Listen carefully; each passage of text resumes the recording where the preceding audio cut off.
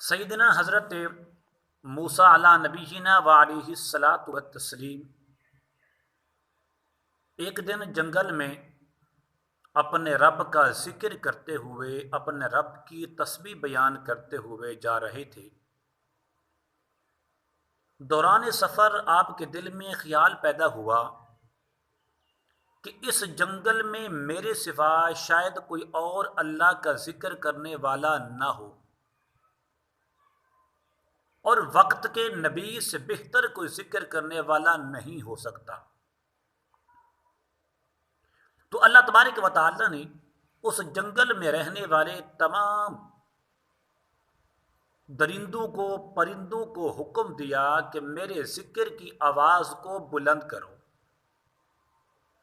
تو تمام جانوروں نے اپنی اپنی زبانوں میں اپنی اپنی بولیوں میں اپنے رب کے ذکر کو بلند کیا۔ تو حضرت موسیٰ علیہ الصلاۃ والتسلیم فی الفور سجدے میں گر گئے اور عرض کی، یا رب العالمین، کہ جس طرح زمین کے اوپر تیری اتنی مخلوق تیرا ذکر کرنے والی ہے، تیری حمد و ثنا بیان کرنے والی ہے، تو کیا کوئی ایسی مخلوق بھی ہے جو زمین کے نیچے رہ کر بھی تیرا ذکر کرنے والی ہو؟ تو اللہ تبارک و تعالی نے ارشاد فرمایا کہ اضرب بعصاک، آپ کے ہاتھ میں کیا ہے؟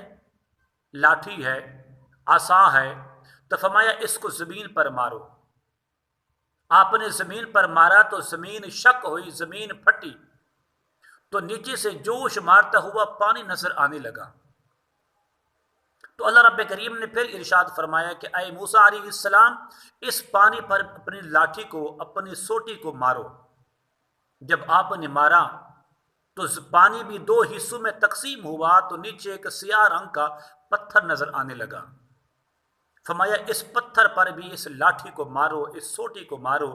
جب آپ نے مارا تو پتھر پھٹا ہے، دو حصوں میں تقسیم ہوا، تو اس کے نیچے ایک سبز رنگ کا جانور نمودار ہوا جو مسلسل اپنے رب کے ذکر میں، اپنے رب کی حمد و ثنا میں مصروف تھا۔ تو اللہ کے نبی حضرت موسیٰ علیہ الصلاۃ والتسلیم نے اس جانور سے پوچھا، تیری عمر کتنی ہے؟ تیری پیدائش کو کتنا زمانہ ہوا؟ اس جانور نے کہا 300 سال ہو گئے ہیں۔ تو اللہ کے نبی حضرت موسیٰ علیہ الصلاۃ والتسلیم نے پوچھا کہ تیرا کام کیا ہے؟ اس جانور نے کہا، اللہ کے ذکر سے بہتر کوئی کام ہو سکتا ہے؟ سب سے بہترین جو کام ہے وہ اللہ تعالیٰ کا ذکر ہے۔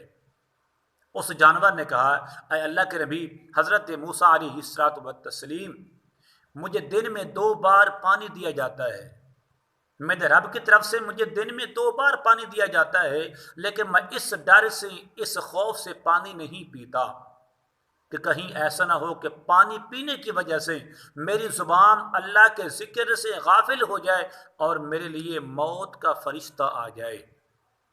ہائے افسوس انسان، 100 افسوس، 1000 بار افسوس کہ ایک جانور اس قدر ڈرتا ہے اپنے رب سے، اس قدر خوف کھاتا ہے اپنے رب سے، ہر وقت اپنے رب کی عبادت میں، اس کی بندگی میں، اس کے ذکر میں، اس کی حمد و ثنا بیان کرنے میں مصروف رہتا ہے، سوائے انسانوں کے۔